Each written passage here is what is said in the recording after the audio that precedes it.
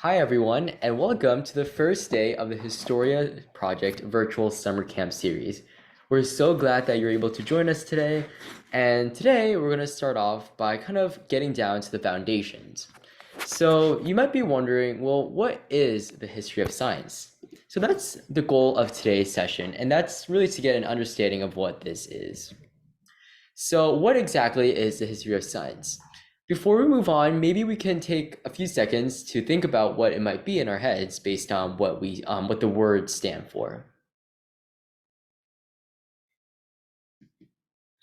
So the main idea, let's see if our answers line up, is that the history of science is essentially the study of scientific inventions and discoveries from ancient times to today from cultures from all over the world. So when we talk about history of science, we can focus on different scientists. One of the scientists, like be the person in our left-hand side here.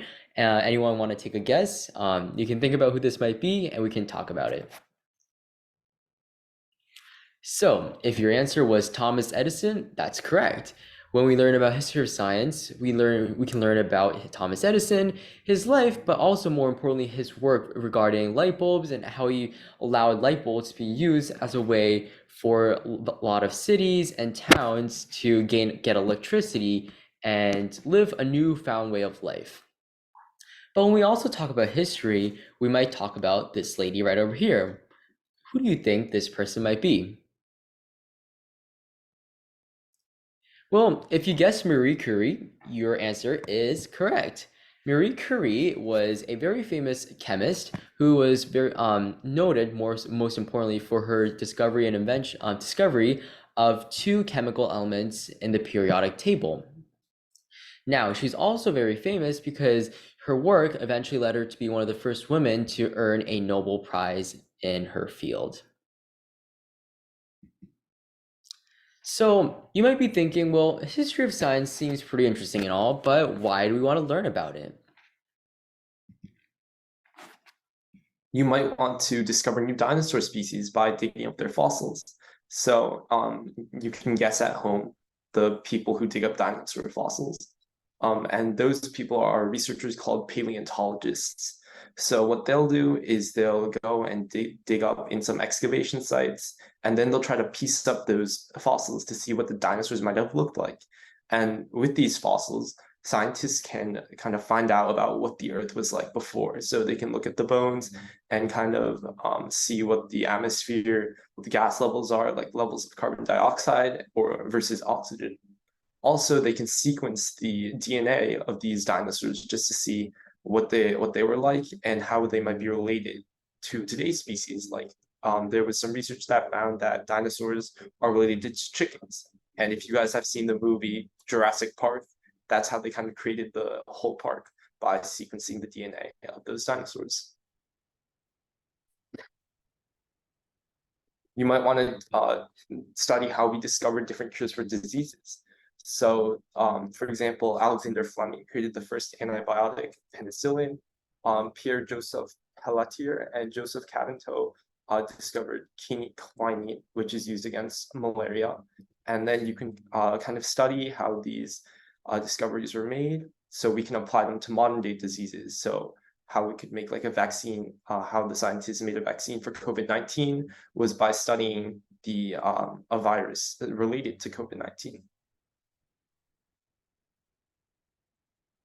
Maybe you want to learn about how humans went to outer space. So the first satellite was Sputnik, which was from the Soviet Union, and the first human in outer space was Yuri Gagarin. However, Neil Armstrong and Buzz Aldrin were the first people to land on the moon. And then maybe you want to learn about how the Earth was formed. So back when a bunch of gas and dust was pulled in together by gravity to form the planet and our solar system. So uh,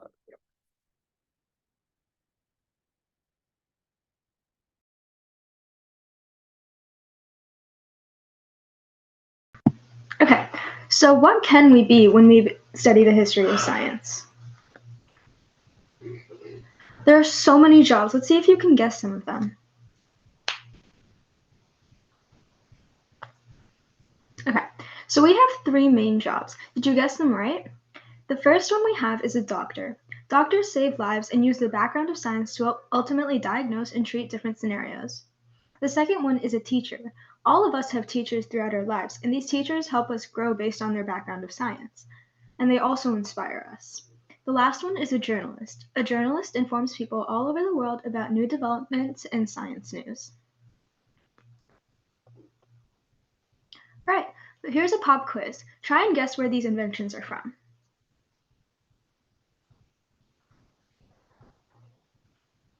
All right, the first one is a telephone. The US discovered this telephone.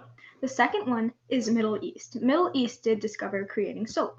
And the third one is money. China discovered and invented money. And the history of science allows us to learn about these cultures from all over the world and find out what they've invented and how that helps us today. We hope that you learned something about the history of science today, and that maybe you're perhaps interested more about learning more about what this field can tell us and teach us. And as Tia mentioned, one of the beautiful things about learning about history of science is that not only we get to learn about the science from our past, but we get to learn about the science from so many different cultures and communities from all over the world and how they have really impacted and influenced our lives today. So thank you so much for joining us on our first session, and we hope that you join us more for a future virtual camp series. Thank you. Bye, guys.